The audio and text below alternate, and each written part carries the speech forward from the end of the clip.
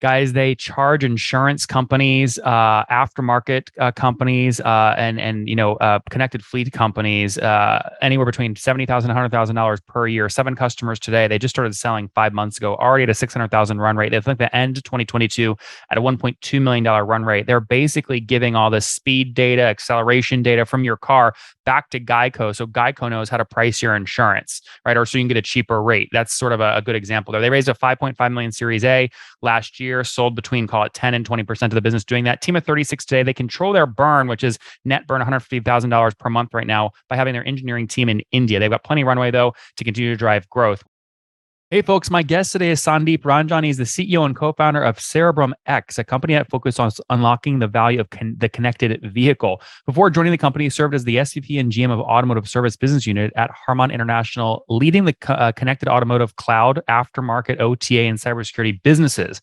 Over the 28 years of experience in the automotive and communication industry, he has extensive experience in creating and successfully launching secure, cloud-based IoT services that enhance the experience and contribute to sustainability aspects. Sandip, you ready to take us to the top? Hey, same Nathan out here. Likewise. All right. Very cool. Wait, I want to make sure people don't get lost, right? CerebrumX.ai is an AI-powered connected vehicle data platform. What does that mean? So what we do is when we get the data from the vehicle, we process this in the cloud, and then there is a machine learning platform which really turns out information out of the data, right? So, for example, driving behavior, right? So a lot of the machine learning goes into it, looking and analyzing the previous data to come up with some kind of a model which scores, which provides more insights, and which is continuously learning, right? That whole model is continuously learning. How do you get the ability to collect the data from the car in the first place? Are you working directly with Ford and they put you in every truck? Yeah, so we work with the top 4 OEMs minus GM right now in North America. So you said the top 5 minus GM? Yes, minus GM, right? And so who are those 4? Name the other ones. Yeah, so you can guess it, right? Out of the 5 in terms of the sales, right? So minus GM, all the 4, right? And so Sandip, sorry, my audience doesn't necessarily know the car market like you know the car market. Are you not able to talk about the other 4? For example, Ford, you have Stellantis, Nissan, and then we talk about the Toyotas of the world. Right? Okay. So walk me through. I just bought a Ford truck from the dealership yesterday. Is your software automatically installed in that Ford truck? No, we don't. So we don't collect the data without your consent, right? Nothing works without your consent, right? So typically what happens is that, say that you are part of a fleet, right? The Toyota vehicle, Ford truck is part of a fleet, right?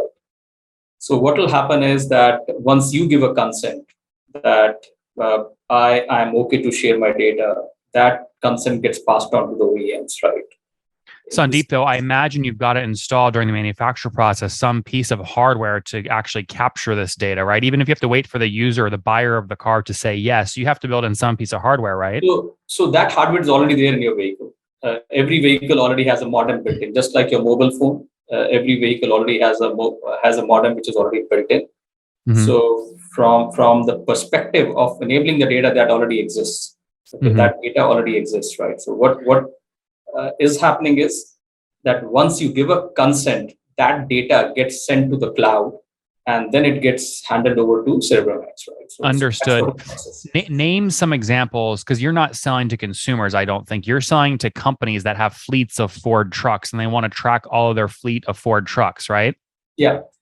Let's say that if you take the specific example of, let's say, a Ford, okay, let's say that, for example, you are looking for insurance deal, right? You're looking at an insurance and you go to one of those insurance providers, right? Oh, what's going on there, YouTube? Good to see you guys. Now imagine this. You love watching these interviews with SaaS founders, but imagine if we took all of the valuation data out from over 2,807 interviews I've done manually. Saves you a lot of time. Well, we've done this. We've built it into the beautiful interface inside of FounderPath. Check this out. I'll show you how you can access this in a second, but you log in, you connect your Stripe account, you see your valuation real time, you can see what it changed over the past 88 days, and even set goals for valuation this year. Now, the secret to valuation is there's many different ways to value a SaaS business. So the reason you're going to see 3 or 4 different valuations inside of your Founder Path dashboard, this is all free by the way, is because depending on who's doing the buying of your SaaS company, you're going to get a different valuation. A VC is going to pay a different valuation. Private equity firm is different. If you're going to do a minority sale, that's different. And if you sell the whole business, that's a different valuation. You can see all those when I hover over here. Right, so the teal is what a VC would pay, yellow is what private equity, and red is if you sold the whole thing outright. Now, what's cool about this is not built off random data. Again, you guys hear these interviews on YouTube. All these data are built from real-time valuation data points founders share with us on the show. So traction, 1.2 million, seed round, 3.7 raise, they sold 22% of their business. Go in here and filter by the event. Maybe you only want to see companies that have sold the whole business. Well, here are a bunch that have been acquired, the valuation and the multiple. Maybe you're going out right now and you're raising your seed round. Well, go in here and look at all this recent seed deals that went down, what they raised, what valuation they raised at, and what percent that they sold. There's never been a larger data set of SaaS valuations than what you can get now inside of Founder Path, and we're thrilled to bring it to you. All right, we're going to go back to the YouTube video here in a second, but if you want to check this tool out, if you want to jump in and sign up, you can check it out for free to get your valuation at this link, founderpath.com/products/valuations. Or if you go to founderpath.com and hover over products, click on get your valuation here and go ahead and sign up to give it a whirl. Again, all that valuation data live right inside the platform. I hope to see you there. All right, let's jump back into the interview. Well, the problem is my audience doesn't know when you use the word you, they don't know what you means. Who is you? Also, as an end consumer, right? When you are a consumer, like let's say Nathan says, well, I need to get an insurance. And what you do is you go to one of the, like a Geico's of the world, right? And you go to them, you say, well, I need insurance. And what you would do is you would click on the portal.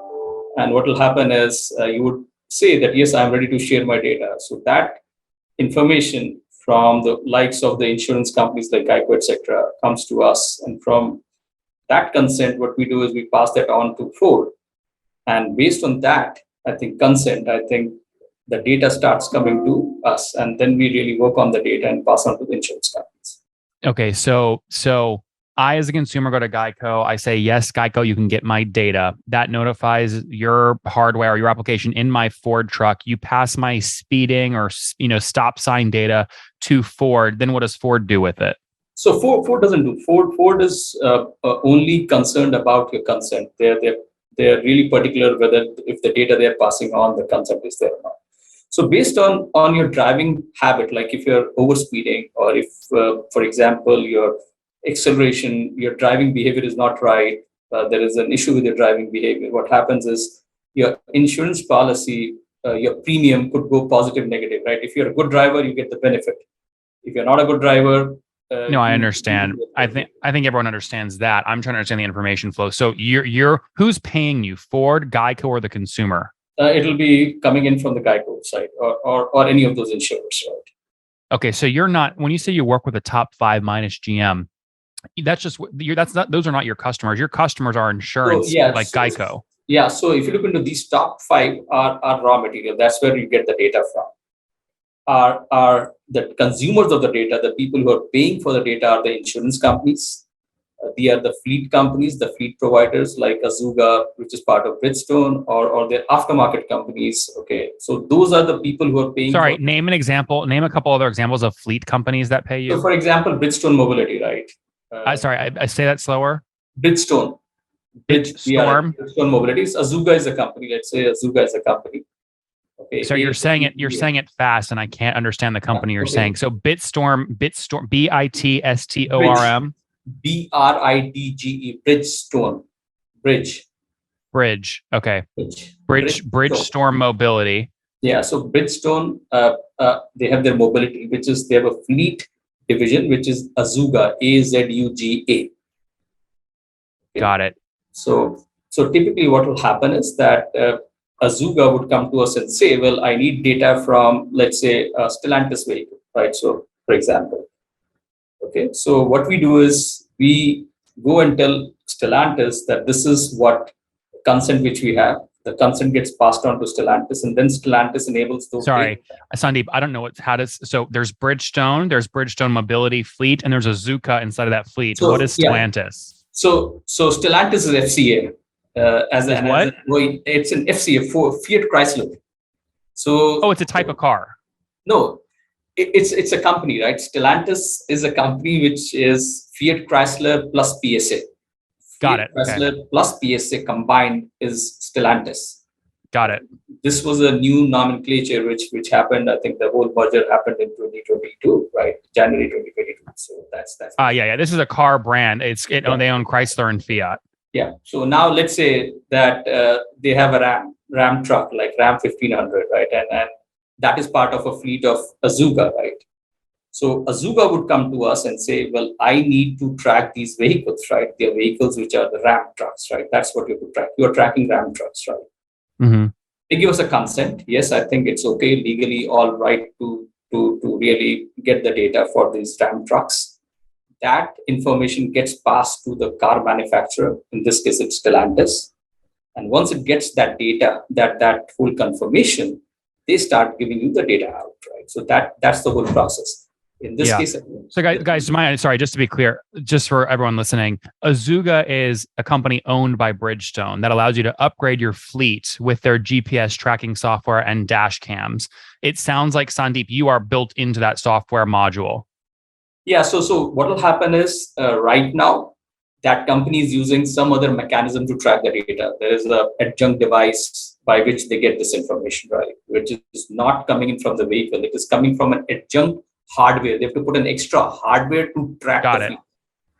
Okay. You replace that. Yes, we replace that. So the tracking now becomes natural because the data is coming from the vehicle itself. Okay. So again, I want to make sure I get your customers here. And then I want to make sure we're short on time. So I want to get to the other stuff here. But insurance companies, fleet companies like Bridgestone Mobility. And what was the third kind of customer? The third is more like an aftermarket warranty companies. There is a company, Axiom Connected, AXIOM. Axiom Connected. Interesting. Yeah. Okay, cool.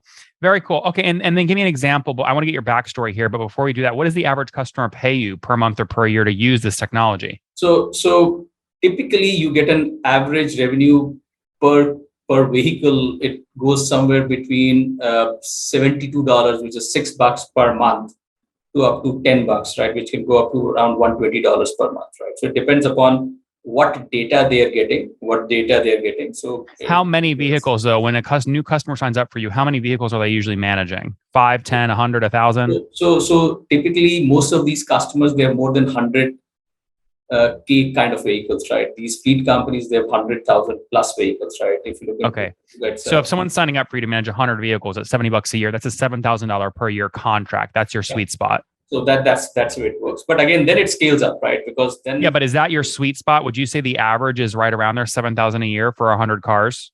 For 100 cars, but we're talking about 100K vehicles, not 100 cars. We are talking about 100,000 vehicles, right? Each of these fleet companies, for example, Azuga has 100,000 vehicles. No, right? Sandip, I understand that. I'm asking you, when they pay you, are they typically paying on average for 100 cars at $70 a year or 100,000 at $70 a year? What is your sweet spot? So our sweet spot, when it starts with, it's something around 1,000 vehicles, 1,000 to 2,000. That's what we start with.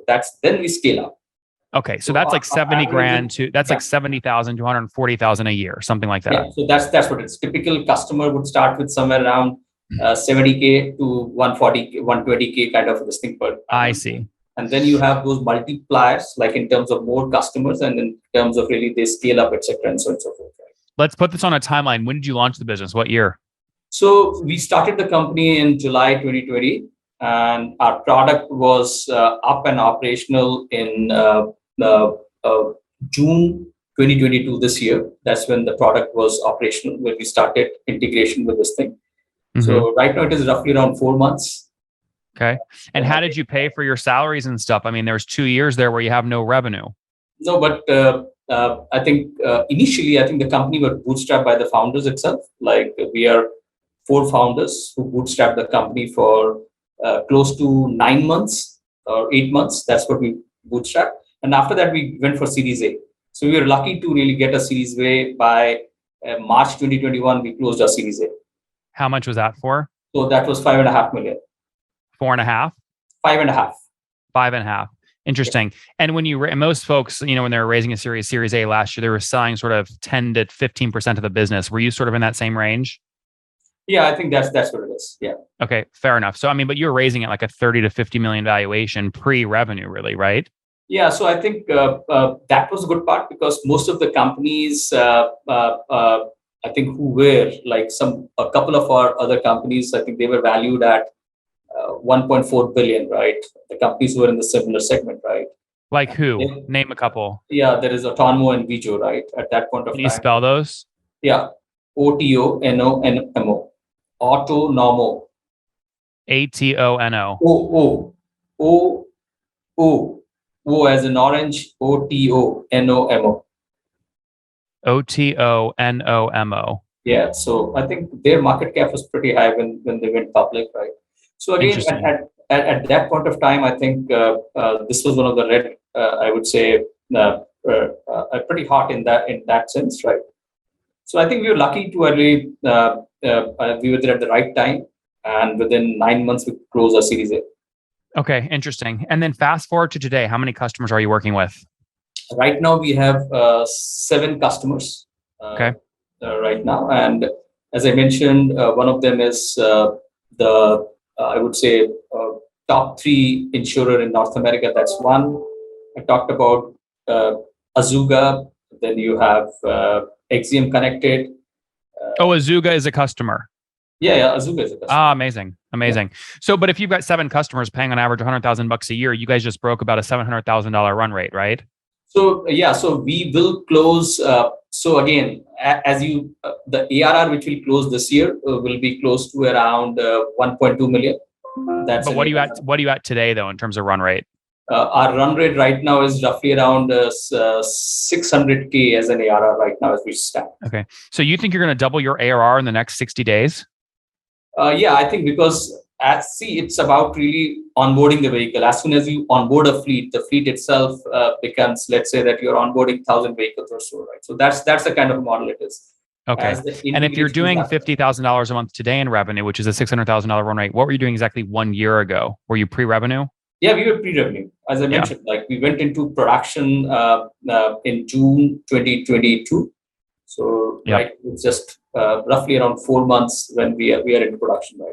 That makes sense. Talk to me about your team. How many folks are on the team today? So we have 39 people, 36 are permanent, 3 contractors. 36 are what? 36 permanent members and 3 contractors, full-time. 36, got it. And how many are engineers? So roughly around 28 are engineers. 29? 28. 28. Okay, 28 engineers. And how have you, so obviously now we're in a bit of a period. You raised in the heyday last year, 5.5 million, right? You grew your team pretty big, right? 36 employees for 600K in revenue is very small revenue per employee. How are you thinking about managing your burn in, a crazy economy? Yeah, so I think that's a good question. Like in terms of burn, most of our development team is in India. So what we have done is we have kept the sales and marketing in US, while most of the pre-sales in US, while most of the development is in India. So typically, I think our burn is close to around 150 to 180K per month. So I think that's your net burn. Yeah. So our again, we are pretty conscious about that. And as the revenue starts kicking in, so I think that's where I think you start getting a lot of that starts getting offset. And I imagine you still have you should have a lot of the Series A still in your bank. Yeah, you should have more than 3 million in the bank, right? Yeah. So we have it. Yeah. So you have guessed it right. Yeah. Yeah. Very cool. All right. Anything else you want to chat about before we wrap up? No, I think that's it. So I think pretty excited. And awesome. Again, the market is pretty hot where we are right now with most of the cars getting connected. I think this is going to be one of the big segments to look forward. All right. Well, we're rooting for you. In the meantime, let's wrap up with the famous 5. Number 1, your favorite book. Now, my favorite book is Fountainhead, Ayn Rand. Spell it. Fountainhead. Oh, yeah. Number 2, is there a CEO you're following or studying? I don't think I'm following anybody, right? Yeah, but I just hear to most of the people, but nothing like in particular that you follow anybody, right? Number 3, what's your favorite online tool? My favorite online tool is the expense management because you have to control the expenses part of Which tool? I use Zoho. Zoho, okay. Yeah. Number 4, how many hours of sleep do you get every night? How many? Hours of sleep. 5 hours. And situation, married, single, kids? I'm married with kid. How many kids? One. One. And how old are you? I'm on the other side of 50, 53. 53. Last question. Something you wish you knew when you were 20. Yeah, wish I knew that engineering is not the end of, not the only thing which you need to know, right? Business development is extremely important, right? Being savvy on the business development is extremely important.